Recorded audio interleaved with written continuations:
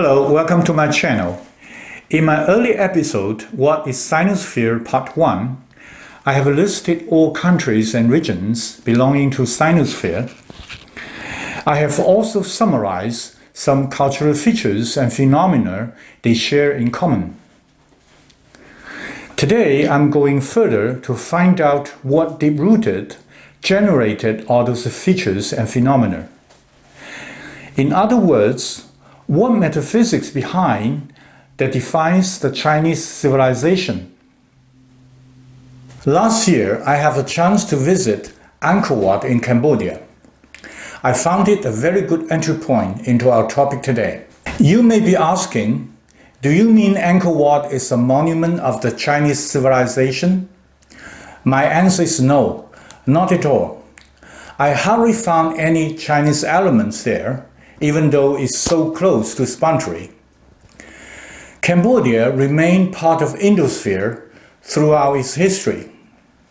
Angkor Wat is a temple complex located in Siem Reap, Cambodia.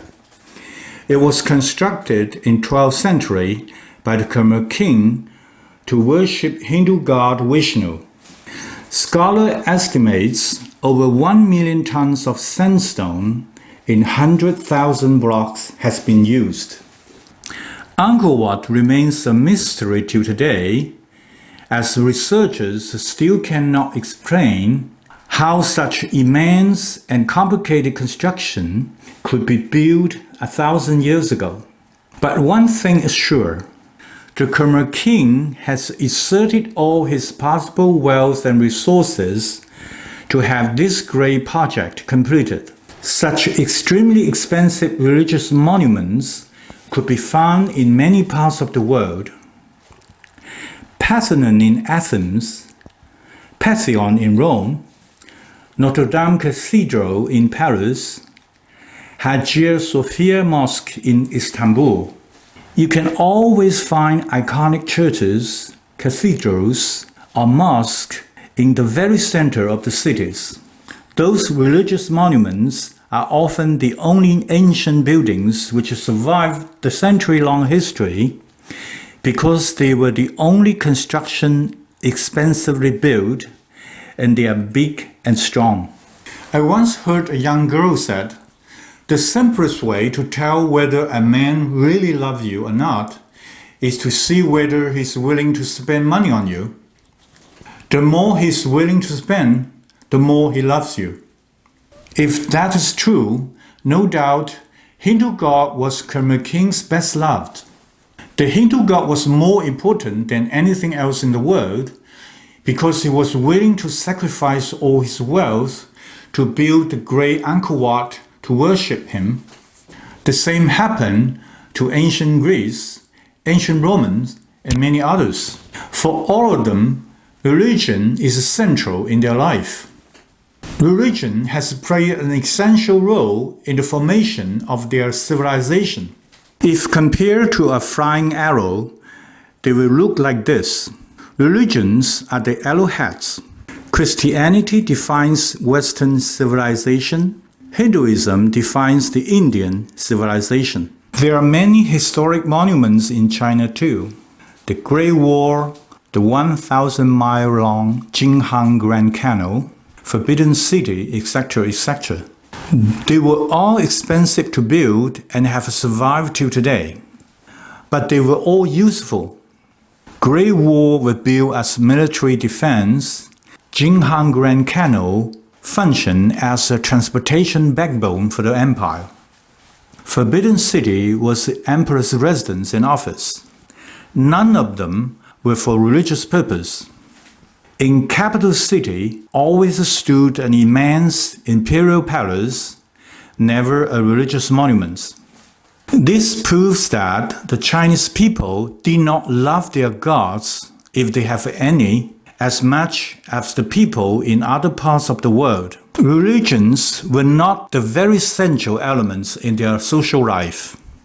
They did not play an essential role in the formation of the Chinese civilization.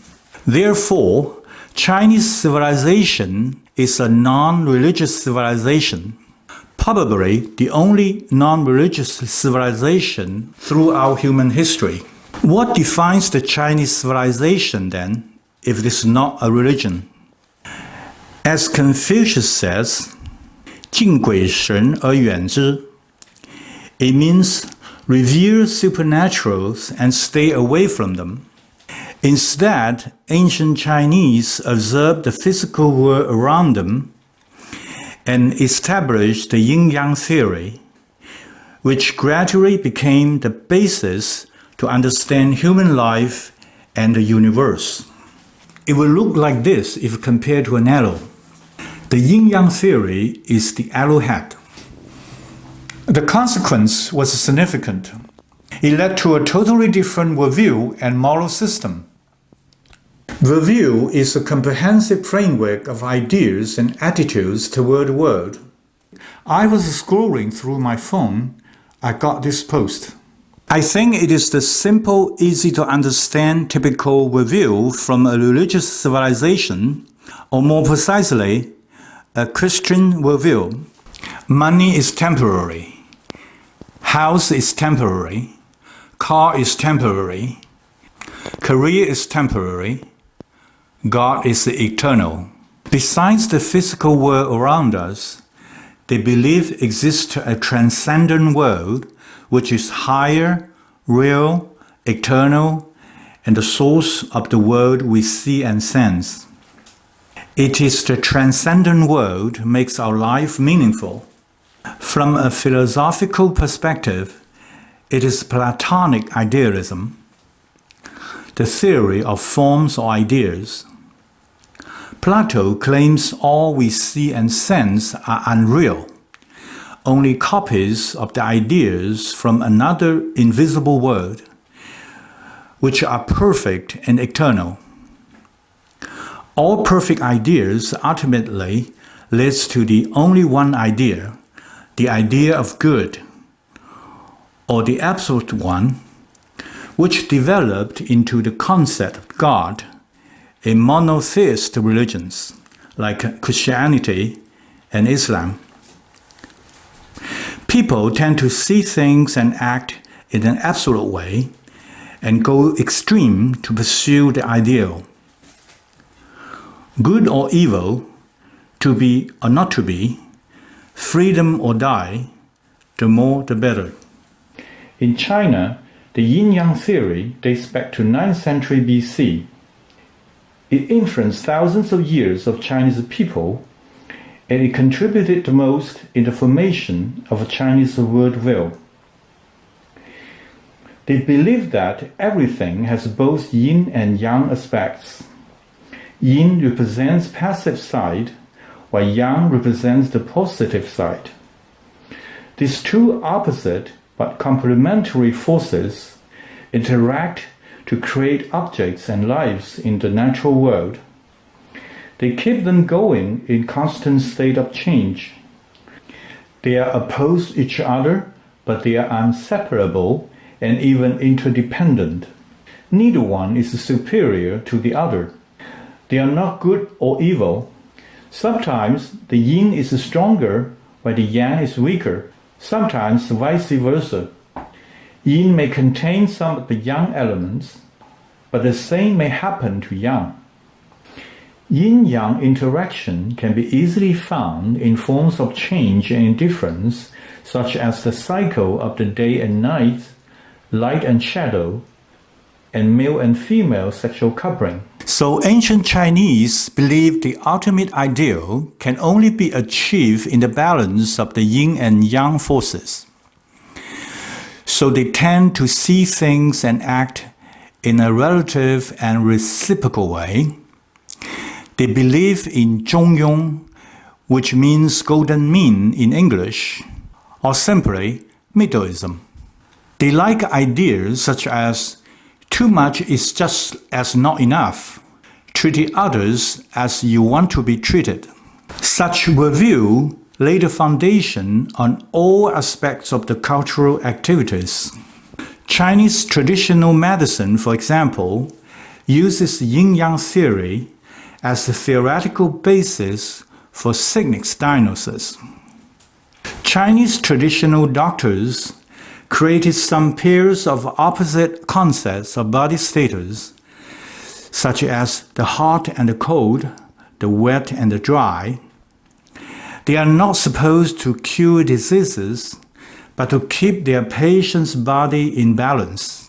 If their patients feel sick, it is because the opposite forces are not in a balanced status. Then they prescribe herbal medication to reinforce the weak side. The patients will recover when both sides are equally strong. Chinese traditional buildings normally don't stand up high. They were constructed on a flat and wide platform to stretch the horizontal visual impact. They always use secondary elements on two sides to strengthen the bilateral symmetry to reflect the two aspects and balance in yin-yang theory. There's one most frequently asked question on Chinese architecture. Why roofs are curved in many Chinese buildings? Answer can be found in their review. In contrast to the two heavily decorated sides, the center of the building is often deliberately neglected with nothing remarkable there. But I see a portrait in the center there. Yeah, you're right. But the portrait is not supposed to be there. It was hung up there quite recently. Worldview also dictates morality. Christians base their morality on the teachings of their holy book. They summarize in some abstract concepts as virtues or quality, like love, piety, honesty, justice, temperance, and so on. These concepts are considered to be good and right. People should think and behave in pursuit of their fulfillment to the maximum. The more the better. They are absolute and unconditional, just like German philosopher Immanuel Kant put it as categorical imperative. Ancient Chinese based their morality on yin-yang principle. They believed something would be good and right when its opposite yin and yang are balanced in the middle. And it was relative and reciprocal. Human relationship is central to Chinese morality. Receiving and giving between humans can be seen respectively as yin and yang. To keep them balanced is valued as the highest moral standard. Ancient Chinese developed some important moral notions and asked people to follow.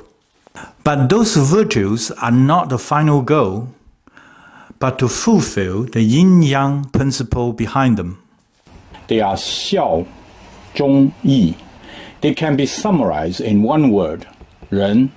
There are absolutely no equivalents in other languages, as these concepts are uniquely from Chinese moral traditions. You cannot grab the precise meaning just by consulting a Chinese English dictionary in a few words or in a sentence. You probably need a few pages or even a book to fully understand such concepts. The character ren already reveals its basic meaning. The left part means person or human, the right part means two. Unlike Western morality, which stands from relationship between God and human, here it is about relationship between two persons. Its basic meaning is to be good to others. It is not absolute. It is relative, mutual, and reciprocal. If you are not ren, I will not be yi. It's acceptable to most Chinese. Xiao means to be good to your parents.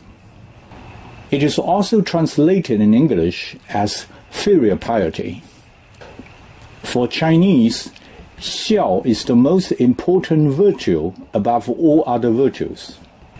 Xiao is central in Chinese moral values and the root of other virtues. You may ask why.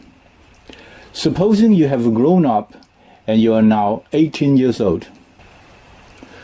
Who has given you the most in this world? Of course, your parents. It is to your parents you owe the most. So at this moment, it is the situation the least balanced. You should return all this by offering all your love, respect, financial support, and even blind submission as a sacrifice to your parents if needed. Xiao is so important that it becomes a norm to judge a person if it's moral or not. In the imperial time, there was a practice called Dingyou. If a government official's mother passed away, the emperor would order him to go back to his home village and stay there for 3 years to accompany his mother's grave. Such a rule was to emphasize the importance of this moral principle. Zhong means to be good to your superior. This is about relationship between emperor and his ministers or government officials. But this can be extended to the relationship between teacher and students, master and disciples, leader and followers, coach and players, etc. A minister should know what he has today is given by emperor, so he should remain loyal to the emperor and work hard to repay him. For the same reason, students and disciples owe their knowledge and living skills to their teacher and master. Therefore, they should show respect and submission and even materialistic return to them. Yi means to be good to your related person. It is about the relationship with a person besides parents and superior. This word can be exchangeable to ren. Chinese people have very strong sense on giving and receiving. En is another important moral notion unique in Chinese language. I never seen a good translation in a dictionary. It is literally impossible to translate it. Now I try to explain it in a few words so that you can have a basic understanding. First of all, it is a moral term. It roughly means a huge giving or receiving with moral significance. After you accept en or huge receiving, it is the least balanced status. Therefore, bao en or pay back en is the highest moral requirement.